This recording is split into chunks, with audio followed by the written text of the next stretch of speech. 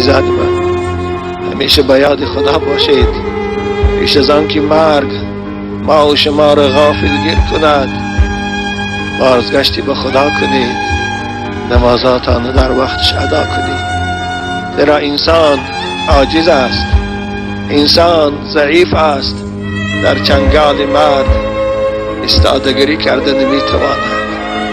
انسانهای زیبایی را میدانم و میشناختم و میدیدم که با آن زیبایی، با آن حسن، با آن پهلوانی آخر در قبضه مرگ اسیر شدند.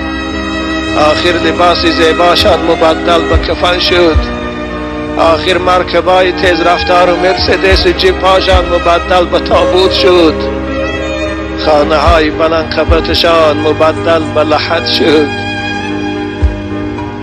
دیوان های ملایمشان مبدل به خاک خنک شد، فرزندان دوست روی که شیرینشان یتیم شد، مال و ثروتی با محنت جمع کردهشان از آن مردم شد. اما افسوس که همه حساب و جواب در گردن اوست.